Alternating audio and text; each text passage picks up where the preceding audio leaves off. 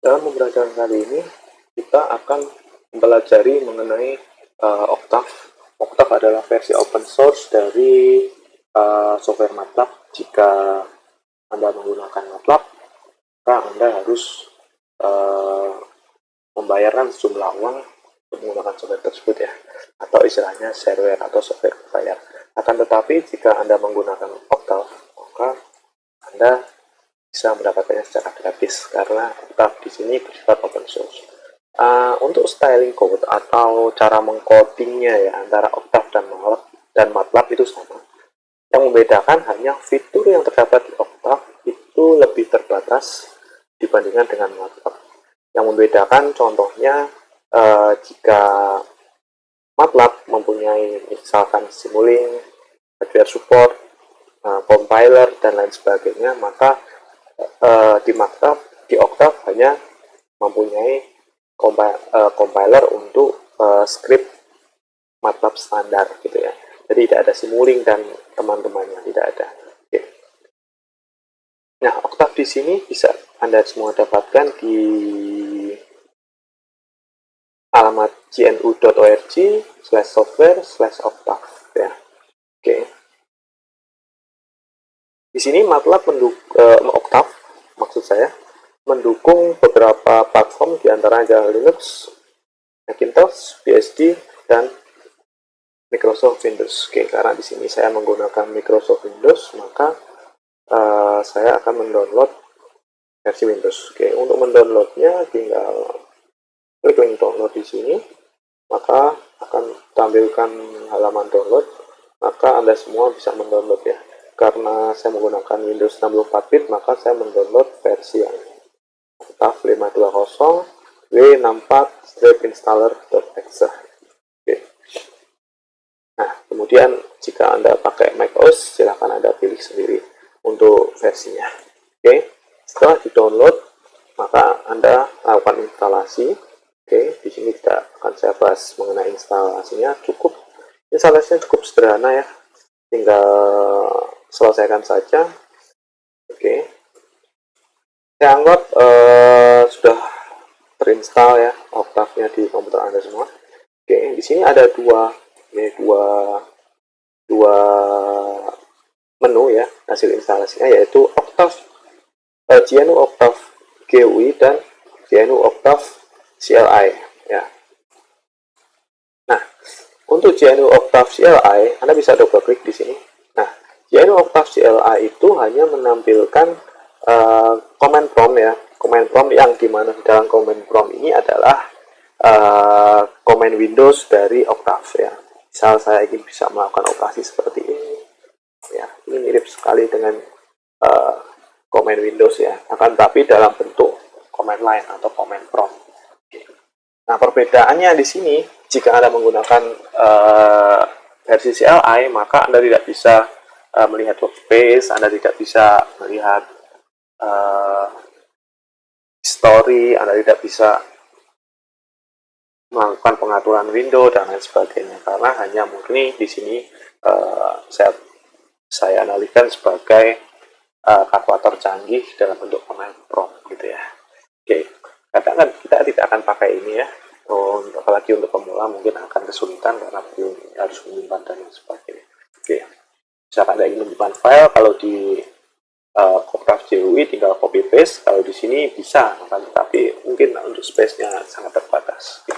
Jadi kita tidak akan pakai yang versi CLI, kita akan pakai yang versi GUI atau versi Graphical User Interface ya. Kita jalankan GNU Octave-nya. Oke. Pertama kali window-nya akan menampilkan seperti ini ya. Di sini adalah tampilan dari Octave. Nah, di sini ada menu, oke, ada toolbar, ada file browser, ada workspace ya. Workspace nanti berisi variabel, nilai dan dimensi dari variabel tersebut. Kemudian di sini ada comment history. Di sini digunakan untuk menampilkan sintak yang telah Anda masukkan ya sebelumnya. Di sini tampak ini sintak yang sudah saya masukkan sebelum saya buat video ini ya, ini akan tampil semua di sini. Oke, di sini adalah tempat kerja kita, yaitu di command window. Di sini sini ada variabel editor. Oke, untuk pembelajaran kali ini kita akan pakai command window terlebih dahulu ya. Kita tidak akan pakai script ya, karena di sini script akan kita bahas di seri yang kedua. Oke, sebelum kita memulai menggunakan Octave ya, dalam pembelajaran ini saya sarankan Anda membuat sebuah directory khusus ya, folder khusus. Di sini saya buat di desktop ya, di desktop komputer saya dengan nama Octave. Oke, kemudian atur dari ini ya, ada tanda anak panah di sini. Nah, Anda bisa lihat di sini ya. Nah, ini ya, atur folder directory kerja Anda ke folder yang sudah Anda buat ya. Kenapa saya sarankan menggunakan satu directory ini ya? Yang pertama adalah memudahkan Anda dalam memanage file-file Anda nanti, terutama pada saat Anda nanti bekerja dengan script ya. Dimana pasti jika Anda sudah familiar dengan Octave ini, pasti Anda akan melibatkan beberapa script yang saling berhubungan. Jadi script yang pertama akan mengeksekusi script yang kedua, dan itu membutuhkan manajemen yang baik. Nah, manajemen yang baik itu dimulai dari pengaturan filenya. Oke, pengaturan file Anda nanti kita bisa gunakan di sini. Oke, karena di sini kita pakai comment, jadi kita akan belum terlalu membahas mengenai file browser ini, manajemen file untuk penggunaan Octave ya, karena kita masih nanti akan bergelut dengan command window. Oke, kemudian workspace ini adalah jendela yang digunakan untuk menampilkan variabel dan nilai serta ukuran dari sebuah variabel tersebut ya, yang nanti akan Anda buat akan ditampilkan di variabel workspace. Kemudian command history yaitu digunakan untuk menampilkan syntax yang telah Anda masukkan di command line ya. Oke, kita akan bekerja menggunakan command window, maka ada baiknya kita akan membersihkan komennya ya, karena di sini ada tulisan-tulisan yang mungkin membuat ramai command window aja gitu ya. Oke, kita pakai CLC ya di sini, atau disingkat clear atau panjangannya clear screen ya. Maka di sini akan hilang gitu ya, akan hilang. Oke, nah kita akan coba memasukkan sebuah kode ya, sintak ya. Contohnya di sini saya menggunakan variabel bernama a sama dengan 1. Oke, di sini artinya a sama dengan 1 adalah Anda ingin membuat sebuah variabel bernama a dan mengisinya dengan nilai 1. Oke, enter. Nah,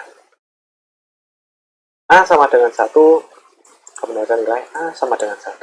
Oke, maka lihat di workspace, di jendela workspace, di sini ada name atau nama variabel bernama a dengan tipe datanya double, dengan dimensi ukurannya atau ukuran variabelnya ada 1x1, dan di sini ada nilai yang terdapat di variabel a tersebut adalah 1. Oke. Nah, selanjutnya di sini mengapa dimensinya di sini ada 1x1? Oke, karena Octave dan MATLAB ya adalah software atau kalkulator ya yang mempunyai basic konsepnya adalah matrik ya. Kalau dalam matrik, kalau Anda ya pernah belajar matrik, maka di situ pasti ada perkalian garis kali kolom kan. Misalkan ada sebuah matrik itu dimensinya berapa? 2x1, 2x2, 3x3 dan seterusnya. Nah, di sini adalah konsepnya sama. Maka 1 di sini atau a di sini dianggap sebagai matrik 1x1 ya, karena dia 1x1 sama dengan 1. Maka dia hanya ada 1 elemen saja ya. Di sini a dan nama variabel, 1 adalah nilai yang terdapat pada variabel a tersebut. Oke. Nah, di sini ada kelas ya, kelas yang mendefinisikan tipe data dari variabel a. Oke. Jika Anda pernah belajar C++, bahasa pemrograman C, Pascal, Basic, Fortran ataupun Java, pasti Anda diharuskan ya memasukkan tipe data dari nama variabel yang ingin Anda tambahkan di sebuah program gitu ya. Tetapi jika menggunakan Octave atau MATLAB, Anda tidak perlu melakukan hal tersebut, karena secara otomatis Octave sendiri yang akan menentukan tipe data yang paling cocok untuk variabel yang Anda masukkan. Oke. Karena di sini orientasi dari Octave atau MATLAB adalah sebagai katakanlah kalkulator yang canggih. seperti itu ya. Jadi Anda tidak pusing-pusing untuk menentukan tipe datanya apa atau apapun lah itu. Oke, sekarang kita akan konsentrasi pada bagaimana kita membuat atau menentukan nama dari sebuah variabel. Oke, di sini saya hanya menggunakan satu huruf A.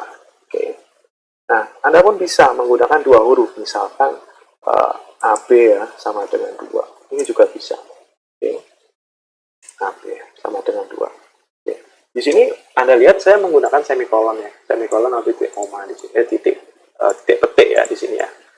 Ya di sini. Nah, sebenarnya di sini semikolon itu apa? Semikolon hanya digunakan untuk mencegah supaya komen tidak menampilkan langsung nilai yang terdapat pada variabel. Oke, jika saya menggunakan AB sama dengan 2 tanpa semikolon, saya enter di sini, maka dia akan langsung menampilkan nilai yang terdapat pada variabel AB. Nah, untuk mencegah hal tersebut, Anda bisa menuliskan semikolon. Nah, di sini apakah penting gitu ya? Apakah penting? Nah, tergantung dari nanti Anda bagaimana ya. Program Anda bagaimana. Jika Anda memang menginginkan program Anda tidak menampilkan nilai dari sebuah variabel, maka bisa pakai titik koma atau semikolon ini gitu ya. Kalau ini menampilkan, tidak perlu pakai semikolon ya gitu ya. Oke.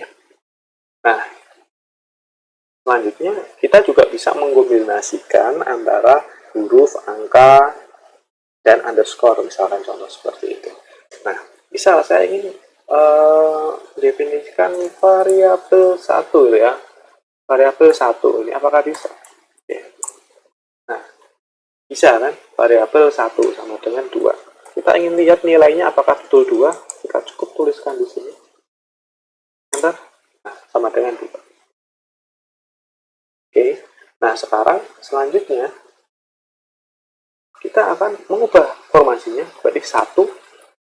Nah, bisa seperti itu. Apakah bisa? Bisa Anda lihat di situ tidak bisa digunakan ya nama variabel dikarenakan di depannya adalah angka. Jadi hindari membuat variabel yang depannya adalah angka.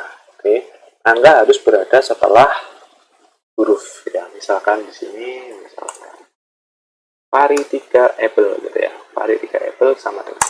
Nah, di situ bisa ya. Nah, karena kan angkanya ada di belakang huruf ya. Penggunaan underscore juga bisa ya, underscore misalkan par 4 sama dengan 101 ya.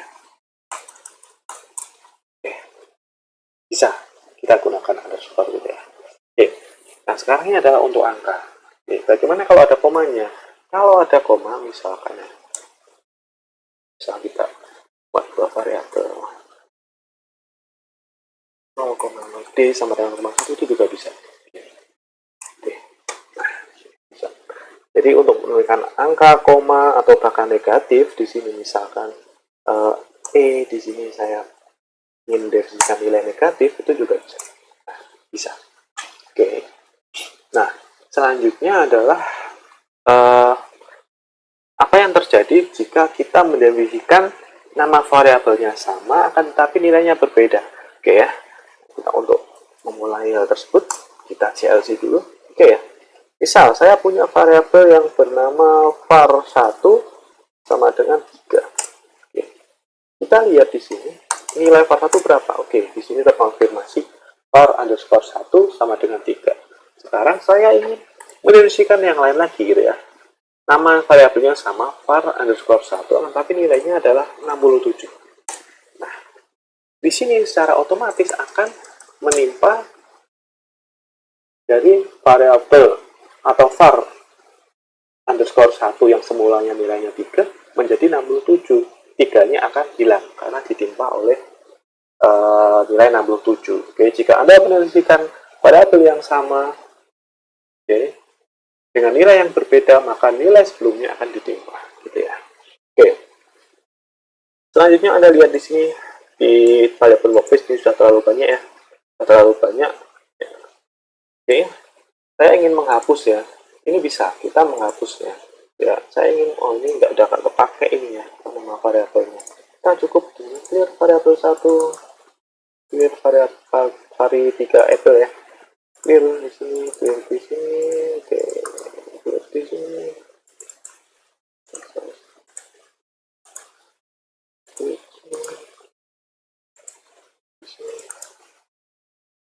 Clear sini. Sini AP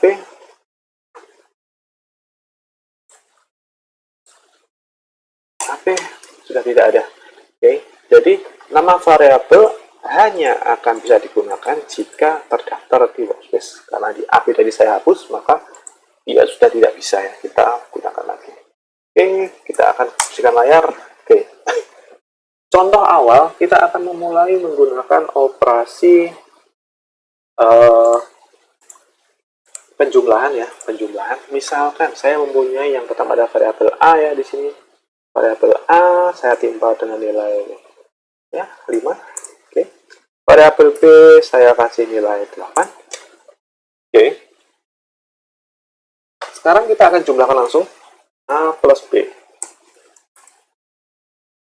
Enter. Menghasilkan nilai 13. Nah, di sini jika Anda tuliskan A plus B langsung, maka ada ANS ya, atau singkatan dari answer atau jawaban sama dengan 13. Variabel ANS ini akan secara otomatis dibuat oleh Octave karena Anda tidak mendefinisikan kemana hasil dari operasi penjumlahan tersebut akan ditampung. Ya. Maka MATLAB atau Octave akan otomatis membuat buah variabel bernama ANS itu. Oke. Beda halnya jika kita menggunakan ini. D sama dengan A plus B. Nah, maka di sini akan terbentuk variabel bernama D, di mana nilai D-nya adalah penjumlahan dari A plus B. Tadi 5 plus 8 sama dengan 13. Tidak akan terbentuk ANS di sini. Oke. ANS di sini. Karena variabel ANS hanya digunakan jika sebuah nilai yang dihasilkan tidak ada variabel penampungnya atau tidak ada tempat penampungan dari nilai yang dihasilkan. Oke. Nah, ini kita bisa mulai membuat sebuah operasi yang baru. Katakanlah di sini nilainya E ya, adalah hasil perkalian A kali B. Oke. Nah, nilainya adalah 40 karena 8 kali 5 adalah 40. Oke, katakanlah F sama dengan 6 A kali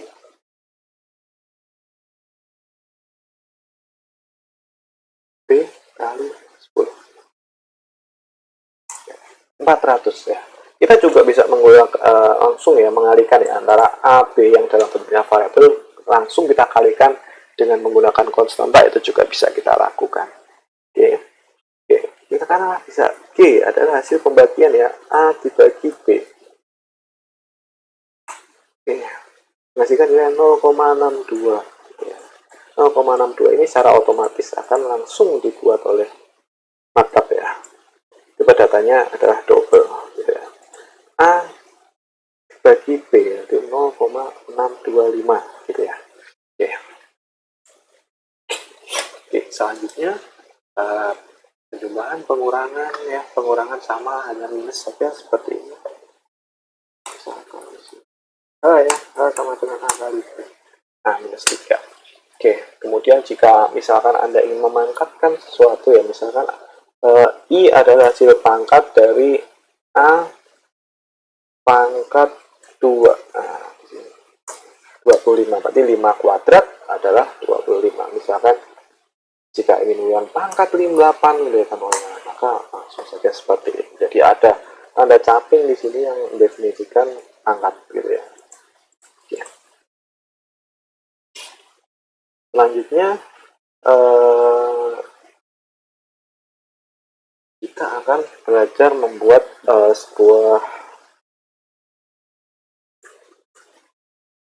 susunan angka ya, susunan angka. Susunan angka yang pertama adalah ini hasil LC dulu. Oke.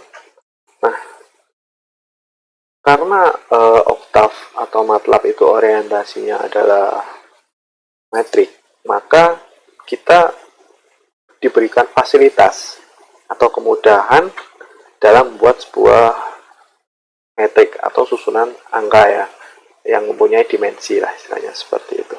Oke, selanjutnya misal saya ingin membuat sebuah matrik ya, matriknya oke,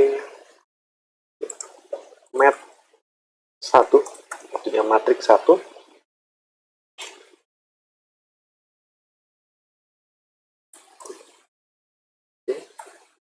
Dua, tiga, 4 di sini.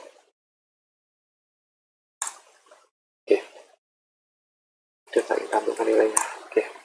Nah, di sini matrik atau mat underscore 1 ya, matrik 1 maksudnya, adalah matrik dengan dimensi 1 kali 3. Anda bisa lihat di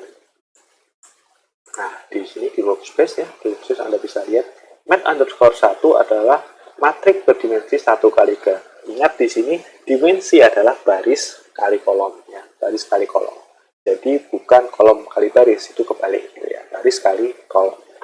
Barisnya berapa? Satu baris ya mempunyai 3 kolom.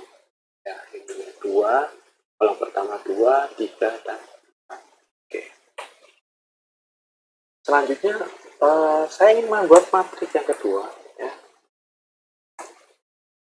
Saya ingin membuat matrik 2 kali 3 untuk matrik dengan nama mat underscore 2 ini ya.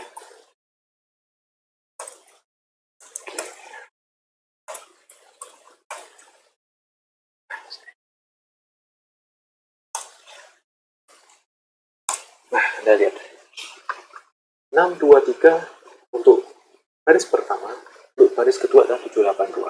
Nah, Anda lihat di sini, untuk memisahkan masing-masing elemen matrik cukup menggunakan spasi ya. Akan tetapi jika Anda ingin pindah baris ya, mau pindah ke baris atau ke kolom bawahnya, maka Anda harus menggunakan semikolon atau titik koma ya.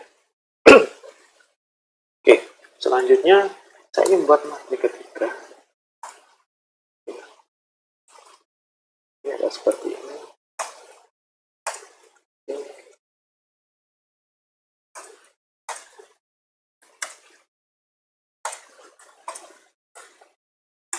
Oke, di sini saya membuat matrik 3 kali 3 ya. 3 kali 3 berarti ada 9 elemen. 1, 2, 3, 4, 5, 6, 7, 8, 9. Oke, kita sebut itu matrik 3 kali 3.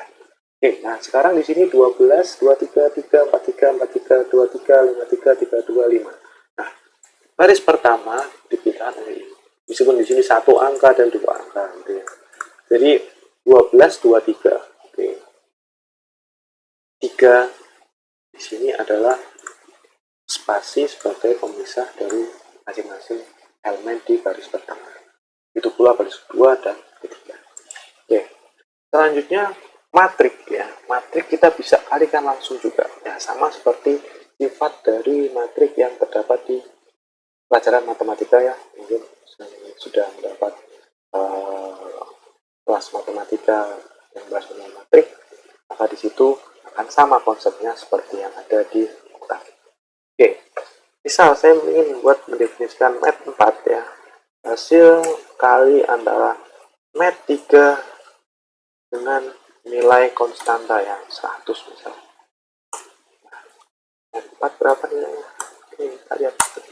Nah, ini kan 1200 bagi 300. Semua elemen dari matrik mat underscore 3 akan dikalikan dengan nilai 100. Nah, gitu. Nah, kelebihan lain yang bisa Anda pakai ya untuk memudahkan Anda dalam membuat sebuah prototyping formula gitu ya. Yang pertama adalah nilai urutnya. Nilai urut. Jadi membuat sebuah urutan nilai dengan interval tertentu. Itu maksud saya nilai urut. Oke, saya akan CLC dulu. Nah, sekarang bagaimana untuk membuat sebuah nilai urut? Nilai yang berurutan dengan interval yang sama. Oke. Jadi, misalkan Anda ingin membuat sebuah urutan nilai 1, 2, 3, 4, 5, 6, 7, 8, dan seterusnya, Anda tidak perlu menulis satu persatu ya. Itu akan menyulitkan dan tidak efisien di waktu gitu ya. Oke, jika Anda ingin membuat sebuah urutan nilai, maka Anda cukup menuliskan seperti ini. Misalkan saya kasih nama sekuensial 1 ya, namanya set 1, sekuensial 1. Nah, kita akan mulai dari 10 di sini.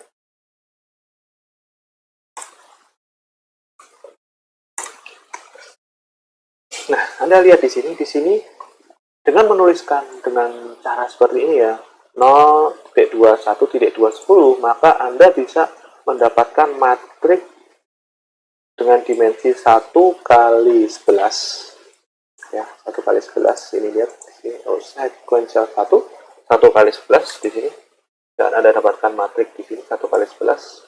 Nah, tanpa harus menuliskan secara manual seperti pada saat Anda menuliskan matrik tadi gitu ya. Anda cukup menuliskan seperti ini. Oke. Nah, cara ini sangat berguna terutama pada saat Anda bekerja dalam kasus atau untuk menyelesaikan sebuah soal yang menggunakan time series ya. Time series misalkan di dalam membuat gelombang sinusoid, kosinus gitu ya. Anda diharuskan membuat susunan angka yang urut tuh ya, supaya dapat membuat sebuah grafik kosinus atau sinus misalnya seperti itu. Oke, nah misalkan di sini kita ingin membuat ya sebuah grafik, bukan grafik tapi sebuah urutan angka dengan nama sekuensial 2 dengan nilai 0, dengan nilai awal 0, 0,5, 1 ya, 5.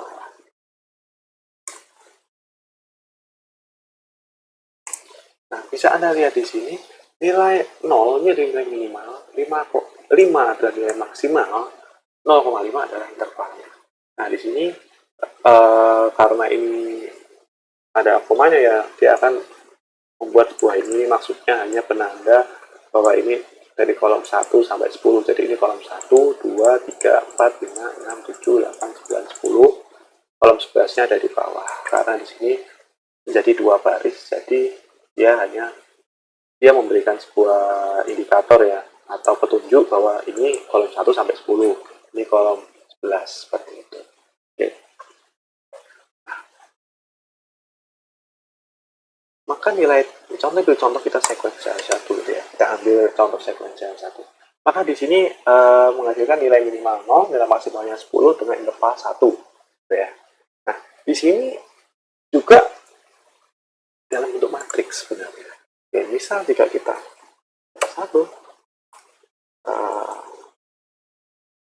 langsung ya kalikan misalkan sekuensial 4 ya, sekuensial 3 ya, sekuensial 1 kali 10 katakanlah, contoh seperti ini ya, ini akan bekerja seperti layaknya sama, yaitu matriks ya, karena dikalikan 10 semua. Anda lihat di situ ya. Nah, sini ya. Nah, contoh misal jika saya ingin membuat operasi perkalian ya, contoh seperti ini di sini ya, antar matrik kita juga bisa melakukan hal tersebut ya. Ialah contoh, semuanya konsepnya sama seperti matrik ya, seperti matrik 1 kali sekuensial 3 2 sekuensial 3. Nah, sekuensial 1 sekuensial 3. Nah, di sini ada error ya, error. Ini maksudnya apa errornya? Error di sini dikarenakan kita melakukan operasi perkalian matrik ya. Untuk operasi perkalian matrik, Anda harus menggunakan tanda titik di depan bintang. Ya, seperti itu. Ya. Karena di sini perkalian antar matrik, jika Anda tidak menggunakan titik, maka akan menimbulkan error seperti ini, non-conformal argument. Oke. Nah, begitu. Misalkan saya ingin membagi seperti ini juga. Nah, ini membagi bisa karena dia hanya menghasilkan satu buah nilai. Ya. Tapi karena di sini menghasilkannya adalah buah matrik, maka ada titiknya. Oke. Selanjutnya ada beberapa operasi-operasi yang mungkin tidak saya jelaskan di sini. Contohnya adalah seperti ini, misal F sama dengan cos 20 ya, cosinus sinus gitu ya. Ya, ini sebenarnya ini bisa semua ya, bisa semua ditangani oleh oktav di sini ya. Bisa ada F sin seperti ini, F sinus ya. Oke. Oktav ini ingat sebagai tambahan bahwa oktav ini adalah case sensitif. Jika Anda menuliskan cos harusnya kecil di sini, sin kalau besar semua dia akan error ya. Ya, karena di sini ada case sensitif. Jadi cosin itu harus dituliskan dengan huruf kecil. Oke, berapa dari Anda mungkin masih belum familiar ya dengan sintaks-sintaksnya. Nah, untuk mendukung Anda belajar, sebenarnya nggak perlu cari-cari buku-buku di lain tempat, karena Oktav sendiri sudah menyediakan dokumentasinya secara lengkap ya dalam bahasa Inggris. Nah, di sini ada semua, kalian bisa pelajari di sini ini bagaimana, ini seperti apa, itu ada contoh programnya juga gitu ya. Oke, nah, di sini bisa kalian pelajari lah di sini. Oke. Nah, untuk editor ini digunakan untuk menuliskan script dari Oktav ya. Itu akan kita bahas di seri 2 nanti. Oke. Nah, di sini. Oke, saya harap pembelajaran hari ini bisa berguna dan Anda semua paham setelah Anda melihat video ini. Oke, sampai jumpa di seri kedua.